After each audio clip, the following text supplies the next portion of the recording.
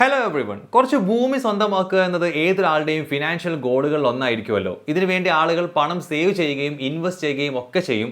പക്ഷേ അവസാനം സ്ഥലം വാങ്ങാൻ തുടങ്ങുന്ന സമയത്ത് ഒരുപാട് കൺഫ്യൂഷൻസ് ഉണ്ടാകും. കാരണം എന്താ, ഇതിനു വേണ്ടി ഇറക്കേണ്ട പണം കുറച്ചൊന്നുമല്ല, ഒരുപാട് പൈസയാണ്. അതുകൊണ്ട് തന്നെ പറ്റിക്കപ്പെടാതിരിക്കാൻ സ്ഥലം വിൽപ്പനയുമായി ബന്ധപ്പെട്ട ഡോക്യുമെന്റ്സ് ഒക്കെ ശ്രദ്ധിച്ച് വെരിഫൈ ചെയ്യണം. അപ്പോൾ എന്തൊക്കെയാണ് ആ ഡോക്യുമെന്റ്സ്, അതിൽ എന്തൊക്കെയാണ് ശ്രദ്ധിക്കേണ്ടത്, ഈ കാര്യങ്ങളൊക്കെയാണ് നമ്മുടെ ഇന്നത്തെ വീഡിയോയിൽ നമ്മൾ പറഞ്ഞുതരാൻ പോകുന്നത്. Welcome to Grow Malayalam. This is Shayas Rafiya Moideen. നിങ്ങൾ ഇതുവരെ നമ്മുടെ ചാനൽ സബ്സ്ക്രൈബ് ചെയ്തിട്ടില്ലെങ്കിൽ ഇപ്പോൾ തന്നെ ചെയ്യുക. So let's start today's video. നമ്മൾ ആദ്യം പറയുന്നത് ഏറ്റവും ഇമ്പോർട്ടൻ്റ് ആയ ഡോക്യുമെന്റിനെ കുറിച്ച് തന്നെയാണ്. ആധാരം, ടൈറ്റിൽ ഡീഡ് എന്നാണ് ഇംഗ്ലീഷിൽ ഇതിന് പറയുക. നമുക്ക് സ്ഥലം വിൽക്കുന്ന വ്യക്തിക്ക് ആ സ്ഥലത്തിനു മേലെയുള്ള നിയമപരമായ ഉടമസ്ഥാവകാശം തെളിയിക്കുന്ന രേഖയാണ് ആധാരം.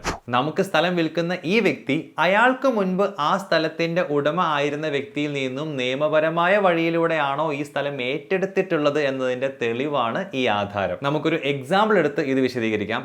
രവി എന്നു പേരുള്ള ഒരാളിൽ നിന്നും ഞാൻ സ്ഥലം വാങ്ങാൻ പോവുകയാണെന്ന് വിചാരിക്കുക. രവി ആ സ്ഥലം വാങ്ങിയത് ജോസഫ് എന്നയാളുടെ അടുത്ത് നിന്നാണ്. അപ്പോൾ രവിക്ക് ജോസഫ് ആ സ്ഥലം കൈമാറിയതിൻ്റെ രേഖയാണ് രവിയുടെ കയ്യിൽ ഇപ്പോഴുള്ള ആധാരം.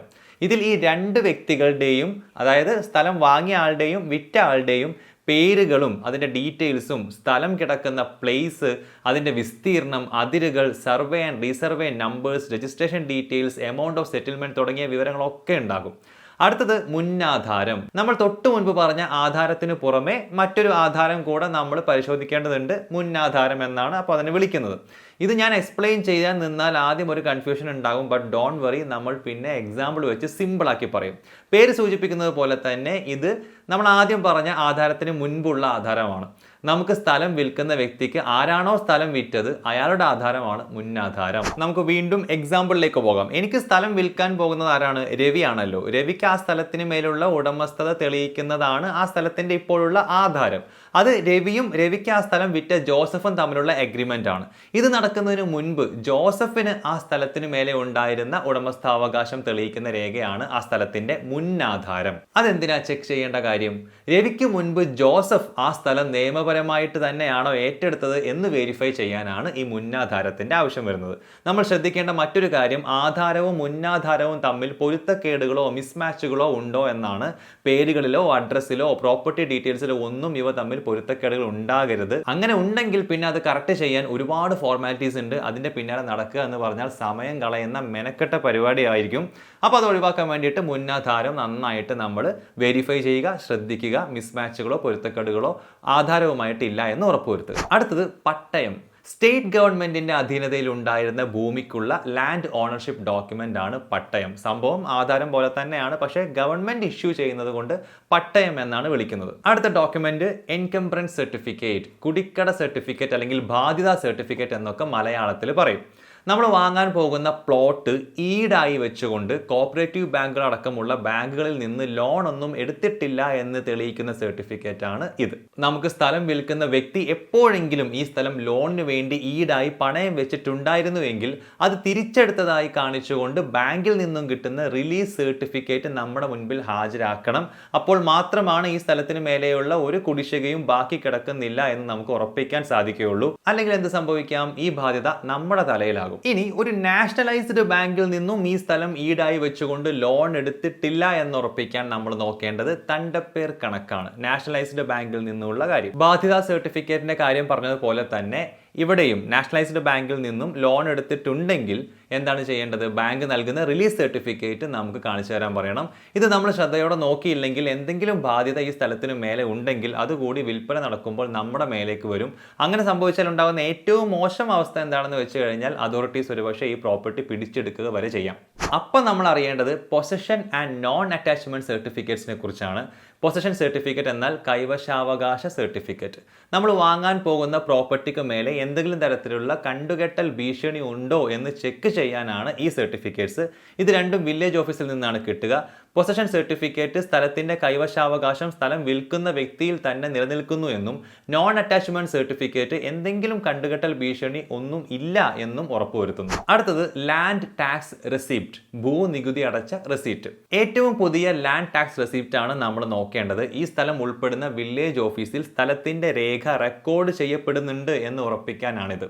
ഇതിനെയാണ് പോക്കുവരവ് എന്ന് പറയുന്നത്. സ്ഥലം വാങ്ങിയതിനു ശേഷം ആധാരത്തിന്റെ ഒരു കോപ്പി ഈ സ്ഥലം ഉൾപ്പെടുന്ന വില്ലേജ് ഓഫീസിൽ സബ്മിറ്റ് ചെയ്ത് പോക്കുവരവിനുള്ള അപ്ലിക്കേഷൻ നൽകണം. അപ്പോൾ വില്ലേജ് ഓഫീസർ ഈ സ്ഥലവുമായി ബന്ധപ്പെട്ട full details like survey number, sub division number, extent of land, ആധാരം ഉടമയുടെ ഫുൾ അഡ്രസ്സ് തുടങ്ങിയവയൊക്കെ ഒരു തണ്ടപ്പേർ നമ്പർ നൽകിക്കൊണ്ട് തണ്ടപ്പേർ രജിസ്റ്ററിൽ റെക്കോർഡ് ചെയ്യാനുള്ള സ്റ്റെപ്സ് എടുക്കും.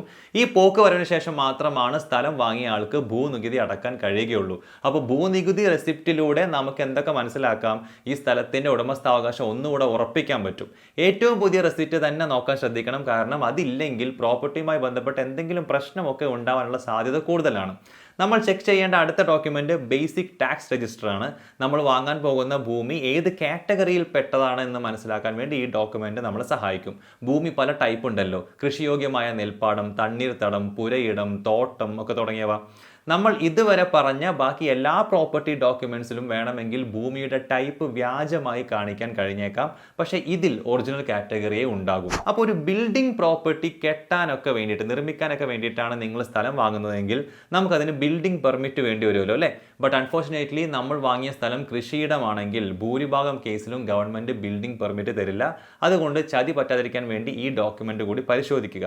നമ്മൾ ഇങ്ങനെ ബേസിക് ടാക്സ് രജിസ്റ്റർ പരിശോധിക്കുമ്പോൾ സ്ഥലം കൃഷിയോഗ്യമായ നെൽപ്പാടമോ തണ്ണീർത്തടമോ ആയിട്ടാണ് കാണിക്കുന്നതെങ്കിൽ പിന്നെ നമ്മൾ ചെക്ക് ചെയ്യേണ്ടത് ഡേറ്റാ ബാങ്ക് ആണ്. ഡേറ്റാ ബാങ്കിൽ കേരളത്തിലെ കൃഷിയോഗ്യമായ നെൽപ്പാടങ്ങളെക്കുറിച്ചും തണ്ണീർത്തടങ്ങളെക്കുറിച്ചും ഒക്കെയുള്ള കംപ്ലീറ്റ് ഡീറ്റെയിൽസും ഉണ്ടാകും. ഏരിയയും സർവേ നമ്പേഴ്സും ഒക്കെ അടക്കം. ആ ഏരിയയിലെ വില്ലേജ് ഓഫീസറും കൃഷി ഓഫീസറും ആയിരിക്കും ഇത് പ്രിപ്പയർ ചെയ്തിട്ടുണ്ടാകുക. ഡാറ്റാ ബാങ്കിലെ ലിസ്റ്റിൽ ഈ ഭൂമി ഉണ്ടെങ്കിൽ ബിൽഡിംഗ് പെർമിറ്റ് കിട്ടില്ല. പിന്നെ ആ ഭൂമിയിൽ കൃഷി അല്ലാതെ ഒന്നും നടക്കില്ല. പക്ഷേ ഇതിൽ ചില എക്സംഷൻസ് ഉണ്ട്. അപ്പോൾ ഡാറ്റാ ബാങ്കിൽ ഉൾപ്പെട്ടിട്ടുണ്ടെങ്കിലും ചില സ്ഥലങ്ങൾക്ക് ബിൽഡിംഗ് പെർമിറ്റ്സ് കിട്ടും. അപ്പോൾ ഡാറ്റാ ബാങ്കിൽ ഉൾപ്പെട്ടിട്ടുണ്ടെങ്കിൽ നമ്മൾ എന്ത് ചെയ്യണം? പിന്നെ ഈ എക്സെപ്ഷൻ ഉണ്ടോ എന്ന് നോക്കുക. അതും ഇല്ലെങ്കിൽ പിന്നെ കച്ചവടത്തിൽ നിന്നും ഒഴിവാകുന്നതായിരിക്കും നല്ലത്. ഭൂമിയുടെ ടൈപ്പ് മാറ്റണമെന്നുണ്ടെങ്കിൽ അതിന് അപേക്ഷ നൽകേണ്ടത് റവന്യൂ ഡിവിഷൻ ഓഫീസർക്കാണ്. 25 സെന്റ് വരെ ഇതിന് ഫീസ് കൊടുക്കേണ്ട കാര്യമില്ല. 25 സെന്റിൽ കൂടുതലാണെങ്കിൽ ന്യായവിലയുടെ 10%, 1 ഏക്കറിൽ കൂടുതലാണെങ്കിൽ 20% ഫീസ്. ആൻഡ് ഫൈനലി ഒരു ഡോക്യുമെന്റ് കൂടിയുണ്ട്, location sketch and certificate.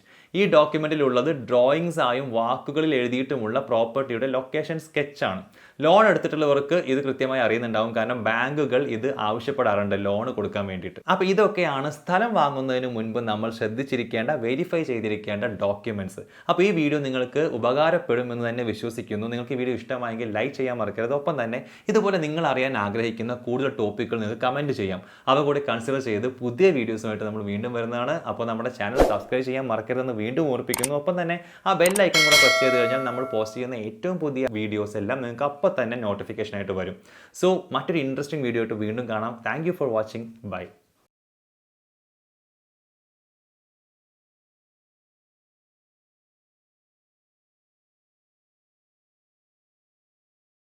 Investment in securities market are subject to market risks. Read all the related documents carefully before investing. Please read the risk disclosure documents carefully before investing in equity shares, derivatives, mutual fund, and or other instruments traded on the stock exchanges.